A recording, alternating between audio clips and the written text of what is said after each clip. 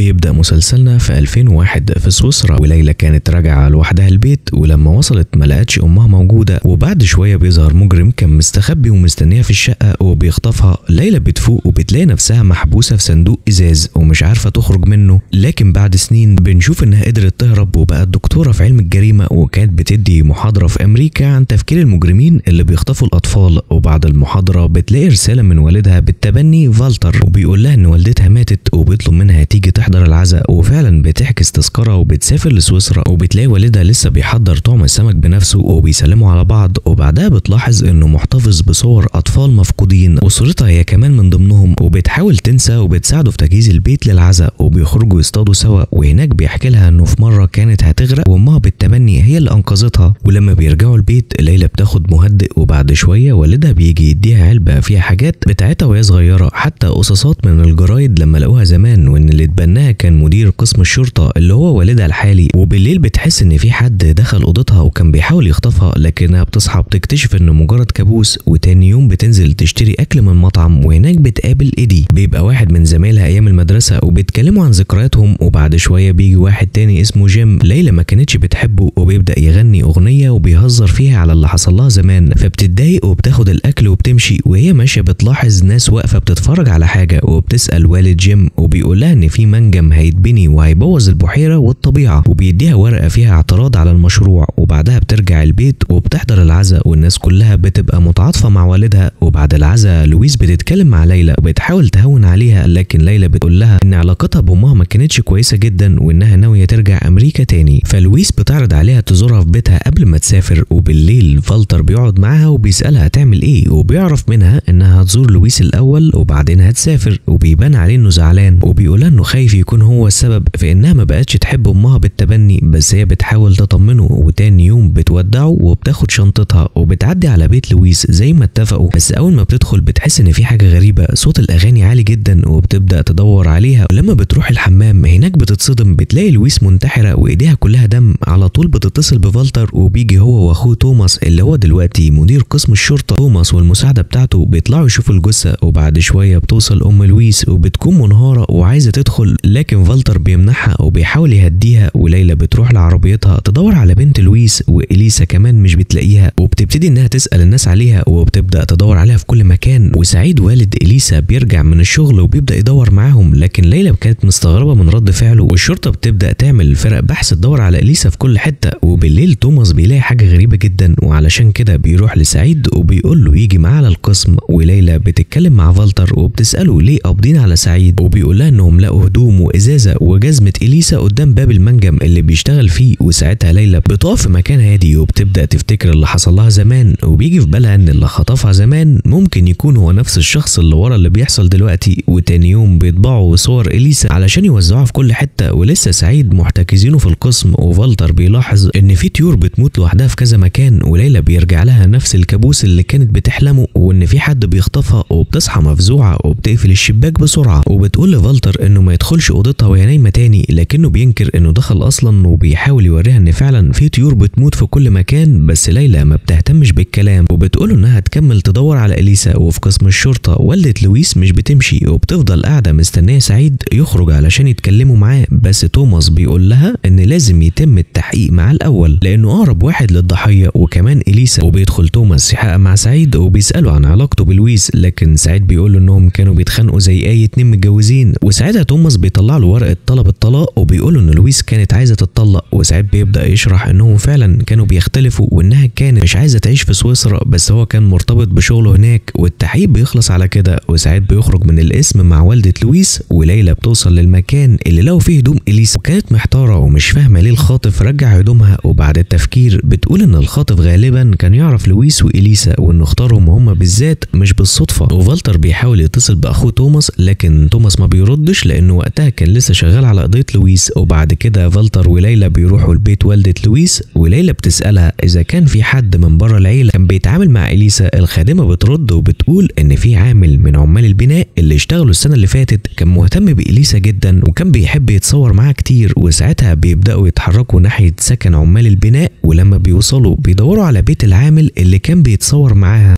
وبيطلبوا انهم يتكلموا معاه، وليلى بتسأل العامل عن الصور اللي اتصورها مع اليسا، وبتشوف ان في فيديو اليسا كانت صورته وبعتته له علشان يعرضه على بنته، لكن وهي بتتفرج على الفيديو بتلاحظ ان لويس كانت راجعه في عربيه غريبه مش بتاعتها، والعامل بيقول ان كان في راجل بيجي كل ما سعيد بيمشي بس عمره ما شاف وشه كويس. وبيرجع فالتر وليلى لتوماس وبيقولوا له ان لويس غالبا كانت على علاقه بشخص تاني قبل ما تموت، وبيطلبوا منه يحقق في الموضوع ده، لكن توماس بيرفض تدخلهم في التحقيق وبيقول لهم انهم مش من الشرطه، وفالتر بيعتذر له، لكن ليلى بتقول له ان المعتدي دايما بيقرب من الضحيه عن طريق اهلها، وان المره دي الخاطف ساب هدوم الضحيه كانها جايزه او تذكار. بس الصدمه الحقيقيه بتيجي لما ليلى بتعرف ان لويس ما انتحرتش، وان كان في مخدر في جسمها وكمان اثار ضرب وعنف قبل موتها، وده بيخلي سعيد يبقى مشتبه فيه لانه ممكن يكون قتلها بسبب الخيانه. وفالتر وليلى بيخرجوا من عند توماس، وليلى بتقول له انها مش مقتنعه ان سعيد هو القاتل، بس فالتر بيرفض يرد او يوضح لها رايه. وبعد كده ليلى بتروح تجيب قهوه وبتقابل شخص جديد في القريه اسمه مارتن، وكان بيساعد في فريق البحث عن اليسا بس بيمشي بسرعه لانه مستعجل. وفي نفس الوقت توماس بيروح يقبض على سعيد بتهمه قتل لويس واختطاف اليسا، وليلى لما بترجع البيت بتكون متوتره ومشغوله باللي بيحصل، وفالتر بيقول لها انها لازم تحضر عزا لويس. ولما بتنزل فعلا للعزا بتتفاجئ ان الناس اللي كانوا اصحاب لويس كانوا بيتكلموا عنها وحش وبيتريقوا عليها، وخصوصا علشان كانت مشاركه في مشروع فتح المنجم. فليلى بترجع البيت متضايقه وبتفتح الفيديوهات القديمه وبتشوف نفسها وهي صغيره، والوقت اللي كان فالتر فيه بيصورها ضمن التحقيق القديم. وبيجي توماس بعد كده يزور ليلى وفالتر في البيت وبيقول لهم الحقيقه عن الراجل اللي كان في الفيديو يبقى في الحقيقه حبيب لويس السري. وبيقول توماس كمان انه كان بيحب لويس وكان مستنيها تتطلق من سعيد علشان يتجوزوا، بس للاسف ماتت قبل ما ده يحصل، وبيطمنهم انه يقدر يتصرف في الموضوع وان ما فيش حد يقدر يكشفه. وفجاه بتنطلق صفاره الانذار في القريه كلها وبتحذر الناس من شرب الميه لانها ملوثه. وفي نفس اللحظه بيوصل ايميل لجده اليسا وبتلاقي فيه فيديو متصور لاليسا وهي نايمه. تاني يوم ليلى بتفتكر شويه حاجات من الوقت اللي كانت فيه محبوسه مع الخاطف، وبتفتكر انها كتبت رساله لمامتها وحطت فيها التوكه بتاعتها، لكن الخاطف ما خدش الرساله، وده بيخلي ليلى تفضل زعلانه وبتحاول تلاقي طريقه تطلع بيها. وتاني يوم الصبح لما بتصحى بتسال فالتر عن سبب صفاره الانذار اللي سمعتها قبل كده، وبيعرفها ان ميه الصرف الصحي اختلطت بميه الشرب. وفي قسم الشرطه بيتم الافراج عن سعيد لان تليفونه كان بره القريه وقت وقوع الجريمه، وتوماس بيتكلم معاه وبيقول له انه لو محتاج اي مساعده في اي حاجه يطلبها وان التكاليف كلها هتكون على حساب الشرطه، بس سعيد بيرفض. وبعد كده توماس بيوريه شريط الفيديو اللي اتبعت لجده اليسا وبيقول له ان الفيديو جاي من سيرفر مشفر وصعب انهم يتتبعوه، وبيسالوا لو في حد ممكن يكون عنده دافع انه يأذي بنته، لكن سعيد ما بيبقاش عارف حد. وبيروح فالتر لجده اليسا وبيقول لها ان الشرطه لسه مكمله في البحث، وبيطلب منها ان حد تاني يطلع يقرا البيان بدلها، بس هي بترفض وبتطلع بنفسها تقول بيان خاص بالشركه بتاعتها. الناس كلها بيكون عندها خوف انها تكمل في حفر المنجم وتسبب لهم مشاكل اكتر من تسمم الميه، لكن فجاه بتقول لهم الخبر اللي بيطمن الكل، وهو ان كل عمليات الحفر هتتوقف. واهل القريه بيفرحوا جدا بالقرار ده. ولما بترجع جده اليسا البيت بتلاقي ان سعيد رجع تاني، وبيقعد يحكي لها على الكلام اللي قاله توماس في قسم الشرطه، وانه شايف ان اللي عمل كده مستحيل يكون جيم او والده لانهم ما بيفهموش حاجه في حوار السيرفرات المشفره. وبتدخل ليلى تقول ان الفيديو اللي الخاطف بعته يعتبر بدايه كويسه لان ده معناه ان اليسا لسه عايشه، وكمان الخاطف بيحاول يتواصل معاهم. ولما بيخرجوا من البيت بيسالها سعيد هو اللي خطف اليسا ممكن يكون نفس الشخص اللي خطفك زمان، وبيسالها كمان هو الخاطف كان عايز منك ايه وقتها، لكن ليلى لحد دلوقتي مش عارفه اتخطفت ليه اصلا. ولما ليلى بترجع البيت بتسال فالتر عن الشخص اللي بلغها ان امها انتحرت، وبيعرفها ان هو اللي قال لها، بس هي مش فاكره اي حاجه عن الموقف ده. فبيحكي لها فالتر ان وقتها فضلت تعيط وتنادي على امها كتير، وكان مضطر يقولها الخبر وانه طبيعي تنسى لان الصدمه كانت كبيره عليها وهي في السن ده. وبتقوم ليلى وبتطلب منه لو لسه محتفظ بملفات التحقيق،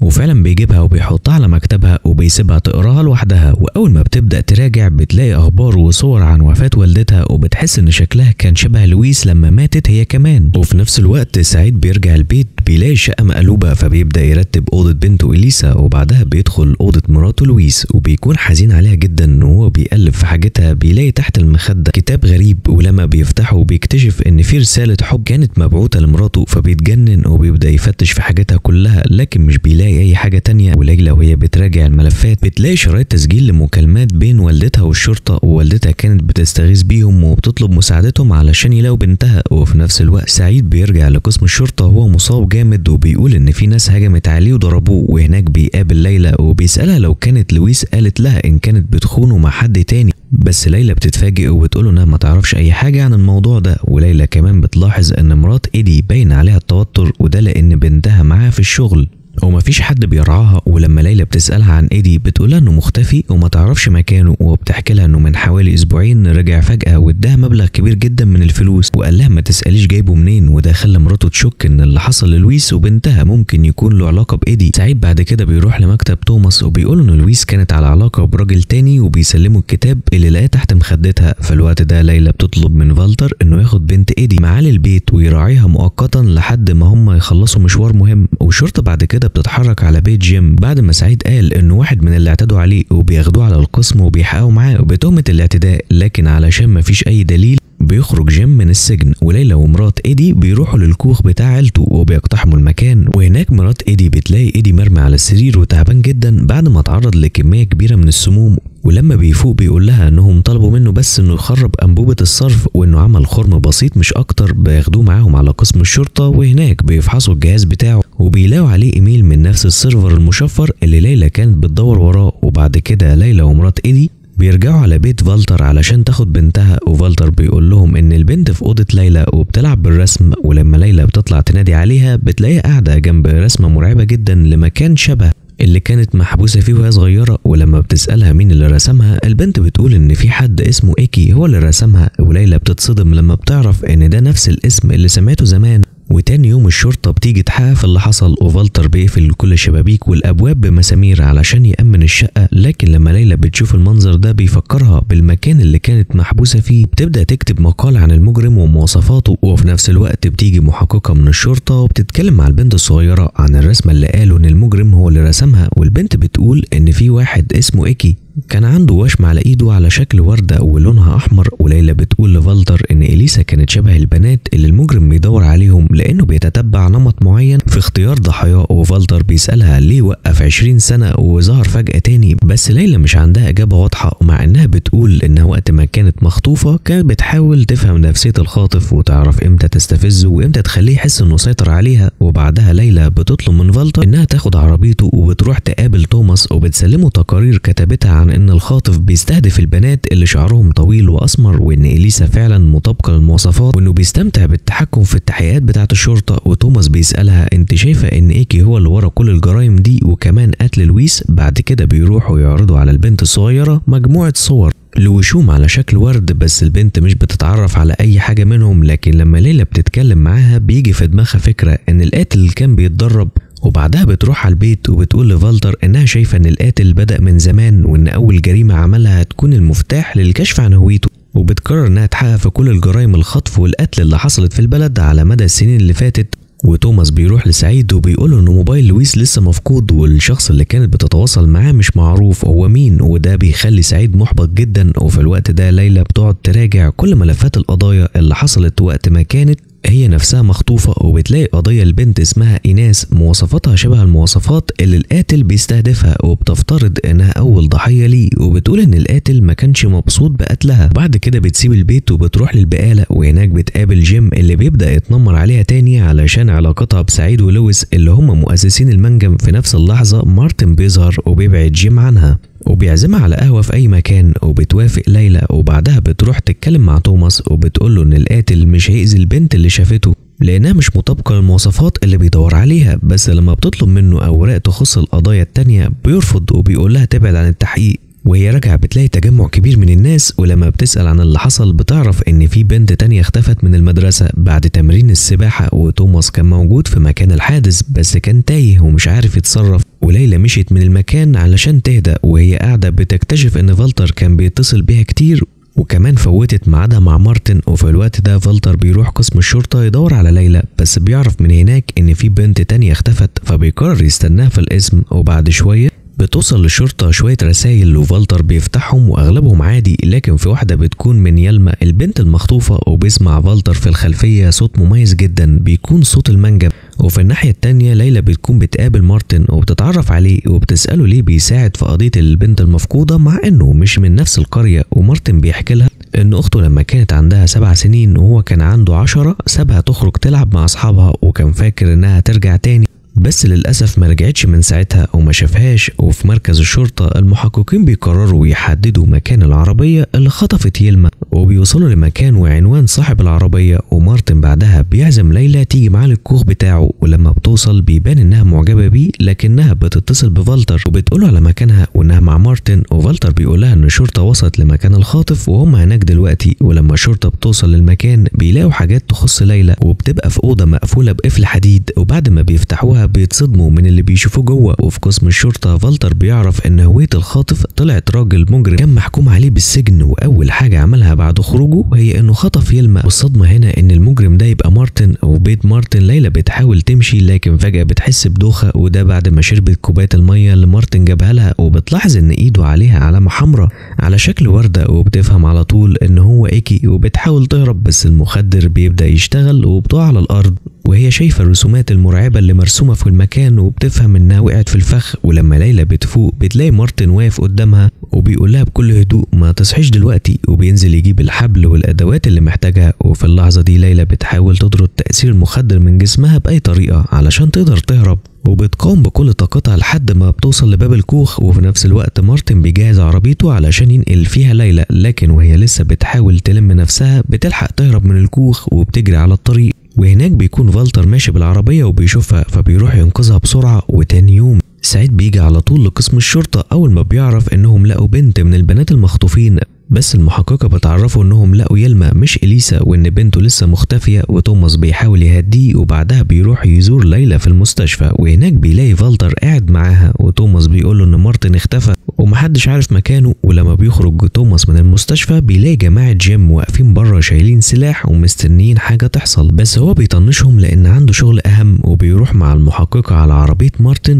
وبيلاقوا انها متجهزه لنقل جثه، وكمان بيشوفوا الرسومات المرعبه اللي مارتن كان بيعملها. وفي بيت ليلى فالتر بيقولها ان توماس بدا يدي القضيه بتاعتها اهتمام خاص وبقت اولويه عنده. وبعد شويه توماس بيوصل وبيسألها عن اللي حصل، فبتقوله انها قابلت مارتن وراحت معاه للكوخ واتكلموا عن البنت اللي اتخطفت، وانها شكت ان الخاطف كان بيقلد المجرم الحقيقي. وتوماس بيقول لها انهم لقوا حاجات من متعلقاتها في شقة مارتن، فبتطلع ليلى تدور على الصندوق بتاعها لكن مش بتلاقيه. وبعدها بتاخد كمية كبيرة من المهدئات، وقبل ما تنام بتقول لفالتر انها تسافر لانها مش قادرة تكمل حياتها في سويسرا. لكن وهي نايمة بتحلم بحادثة من طفولتها وبتفتكر مكان زارته مع والدتها زمان. وفي اللحظة دي سعيد بيتصل بيها وبيسألها إذا كانت شاكة إن مارتن هو اللي خطف إليسا، لكنها بتقوله لأ، وبتأكد له إن اللي خطف بنته شخص تاني خالص. وفي مكان تاني جيم بيروح البيت ووالده بيكون غاضب جدا منه وبياخد الجاكيت بتاعه وبيولعه في النار. وتاني يوم ليلى بتروح لشركة سعيد وبتتكلم مع جدة إليسا اللي بتسألها عن الشخص اللي خطف حفيدتها، لكن ليلى بتتلخبط ومش فاكرة إمتى قالت كلام زي ده، فبتعتذر إنها خيبت أملهم. ولما بتخرج من الشركة بتلاقي سعيد واقف لوحده وبيبقى شكله محبط جدا، فبتروح تعتذر له على كل اللي حصل. وفجأة بيشوفوا حاجة غريبة جدا متعلقة في العربية اللي واقفة قدام الشركة، وليلى بتروح تفتح الكيس اللي متعلق وبتتصدم لما بتلاقي جثة مارتن جواها. ولما الشرطة بتوصل توماس بيبدأ يشك ان جيم مخبي حاجة، فبيروح له المكان اللي بيقعد فيه وبيحاول يخليه يعترف، لكن والد جيم بيتدخل وبيمنع التحقيق وبياخد ابنه معاه لان مفيش اي دليل ضده. لكن توماس مش بيستسلم وبيرجع يفتح الخزنة بتاعة جيم وبيلاقي فيها جزمة عليها دم كتير، وبياخدها فورا على الاسم وبيطلب من المساعدة بتاعته انها تحلل الدم اللي عليه. وفي الوقت ده في بيت ليلى بيوصل جواب على اسمها، وفالتر هو اللي بيستلم البريد. ولما ليلى بتشوف الجواب اللي وصل لها بتحس على طول انه غريب وممكن يكون من الخاطف. وفالتر بياخد احتياطاته وبيلبس حاجة في ايده علشان البصمات، وبيفتح الجواب بنفسه، واول ما بينزل اللي جواه بيلاقي خصلة شعر. وليلى اول ما بتشوفها بتعرف انها شعرها وبتتاكد ان الجواب فعلا من الخاطف. وتوماس بيوصل على طول وبيشوف اللي بيحصل، وبتحكي له ليلى ان من 20 سنة الخاطف قصلها شعرها وهي صغيرة، وده بيخليه يبدأ يراجع اوراق القضية القديمة بتاعتها. ومن التحقيق بيبدأوا يربطوا قضية إيناس انها اول جريمة قتل نفذها نفس الشخص. وليلى بتنام في القسم، وتاني يوم فالتر بيقول لها انها ممكن تروح ترتاح في البيت ومعاها ضابط يحرسها، واول ما بتوصل للبيت بتطلع على اوضتها وبتبدأ تسمع تسجيلات تحقيق قديمة مع امها واللي بتحكي فيها عن المكان اللي قضت فيه اجازة مع بنتها، وبتقول انهم اجروا كوخ هناك. وليلى على طول بتنزل من البيت وبتاخد الضابط معاها وبتروح للمكان اللي امها ذكرته في التسجيل.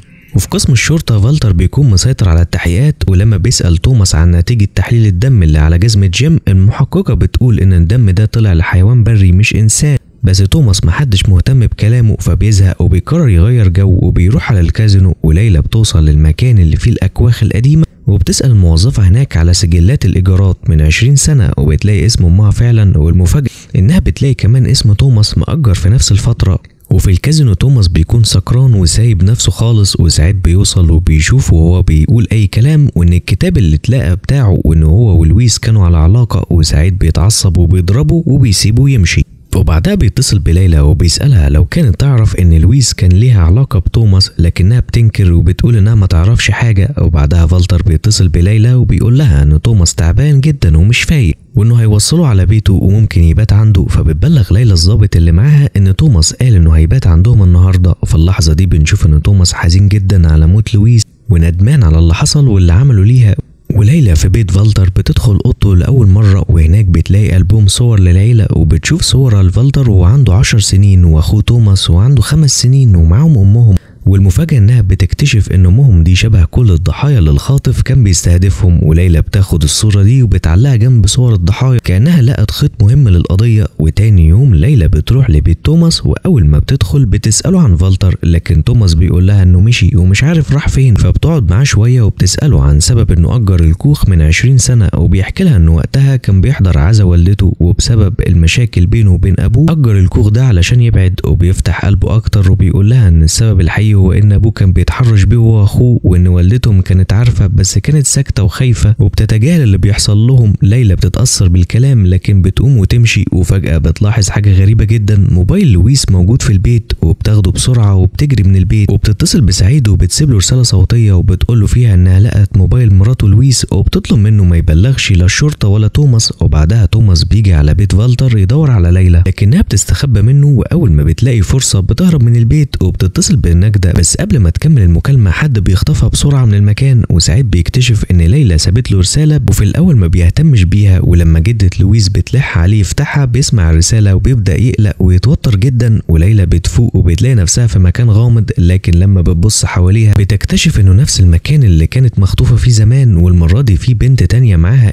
واللي هي إليسا. وإليسا بتحس بالبرد فليلى بتديها الجاكيت بتاعها، وساعتها الموبايل اللي كان في جيب الجاكيت بيقع. وليلى بسرعة بتسأل إليسا إذا كانت تعرف تفتحه، وفعلا بتنجح وبتتصل بفالتر وبتقوله انها محتاجه مساعدته. بس بعد لحظات النور بيشتغل في المكان، وليلى بتبدا تنادي وبتكون فاكره ان توماس هو اللي خاطفها وانها عايزه تساعده، لكن الصدمه الكبيره ان اللي بيشغل النور مش توماس، ده فالتر نفسه. فالتر بيبص لهم بهدوء وبيطلب من إليسا تديله الموبايل. بعد ما بتاخده وتديهوله بيخرجها من القفص، وليلى بتفتكر انه هيخرجها هي كمان، لكن لا. وفجاه فالتر بيبدا يقص شعر إليسا بنفس الطريقه اللي الخاطف بيستخدمها مع كل الضحايا. وهو بيقص شعر إليسا فالتر بيقول بكل برود انه بيستخدم الشعر ده كطعم لصيد السمك. وساعتها ليلى بتفهم الحقيقه البشعه انه طول السنين دي كان بيصنع الطعم من شعر الضحايا، وبتفتكر اللحظه اللي قص فيها شعرها وهي صغيره، وساعتها وعدته انها تقرا له من الكتاب اللي بيحبه علشان تهديه. ولما بيدخل يجيب الكتاب من القفص ليلى استغلت الفرصه وهربت. وفالتر قبل ما يخرج بيحذر إليسا من انها تتعامل مع ليلى تاني، وبيقول لها ما تصدقهاش في اي حاجه. ولما بيطلع بيلاقي توماس قدامه في البيت، وتوماس بيساله عن ليلى وبيقول له انه عايز يكلمها وياخد منها الموبايل اللي لقته. وفالتر بيهديه وبيقول له يستنى وهو هيطلع يجيب ليلى. ولما بيطلع فوق بيمثل انه رايح يكلمها، وفي الوقت ده توماس بيلف في البيت وبيلاقي صور قديمه للعيله مقطوع منها وش والدتهم، وده بيزود شكه في كل حاجه. فبيرجع فالتر وبيسلم توماس الموبايل وبيمشي كانه عادي. بس بعد لحظات بيرجع تاني للمكان اللي فيه ليلى وإليسا، وبيبدا يجهز نفسه لقتل إليسا. وليلى بتحاول تساعدها بس فالتر بيبقى عنيف جدا وبيقول انه من اول مره شاف فيها ليلى وهي صغيره حس انها الضحيه المثاليه، ومن وقتها وقف عمليات الخطف علشان يركز عليها هي وبس. وبيقول انه لما اتبناها كان شايف انها لازم تفضل معاه للابد ومش عايزه ترجع امريكا، علشان كده قتل لويس وخطف اليسا كوسيله للسيطره عليها. وفالتر بيبدا يجهز علشان يقتل اليسا، لكن في اللحظه دي توماس بيرجع تاني للبيت وبيدخل اوضه ليلى، وهناك بيشوف جثه الضابط اللي كانت مع ليلى مرميه على الارض، وكمان بيلاقي الجزء المقصوص من صوره العيله، وبيتصل بالشرطه فورا وبيطلب الدعم. وهو بيفتش في عده الصيد بتاعه فالتر بيلاقي حاجه مرعبه، خصل شعر متخزنه جوه من الضحايا اللي قتلهم. وفي نفس الوقت فالتر بيكون بيخنق اليسا وهي خلاص بتفقد الوعي، لكن ليلى بتفكر بسرعه وبتبدا تخبط دماغها في القفص بعنف، وده بيعصب فالتر وبيزعق لها انها توقف اللي بتعمله. وتوماس بيفضل يدور لحد ما بيوصل للمكان اللي مستخبي فيه فالتر، وفالتر وقتها بيقول انه الحل الوحيد دلوقتي انه يقتله. وتوماس بيقف متردد ومش عارف يعمل ايه، وفالتر بيحاول يلعب على مشاعره وبيستغله نفس ما كان بيعمل زمان. بس في اللحظه دي بتوصل الشرطه وتوماس بيخرج بسرعه ومعاه اليسا، والكل بيجري ناحيه بر الامان، واليسا بترجع لحضن والدها تاني وبيعيط من الفرحه. وليلى كمان بتخرج من المكان بس ملامحها كلها صدمه من اللي عاشته. وبعد شويه ليلى بتروح تزور فالتر في السجن وبتساله عن اماكن جثث الضحايا التانيين، بس فالتر في الاول بيرفض يتكلم، وبعد شويه تفكير بيقرر انه يقول لها ان البحيره اللي هي وقعت فيها قبل كده هو ده المكان اللي بتدور فيه. وفعلا بتبعت فرق البحث وبتنزل تدور هناك وبيلاقوا الجثث في البحيره. ولهنا بيخلص مسلسلنا. ولو عجبك الفيديو يا ريت تشترك في القناه وتفعل زر الجرس علشان يوصلك كل جديد. ولو في مسلسل او فيلم حابب اننا نلخصه يا ريت تعرفونا تحت في التعليقات. اشوفكم في الفيديوهات اللي جايه. سلام.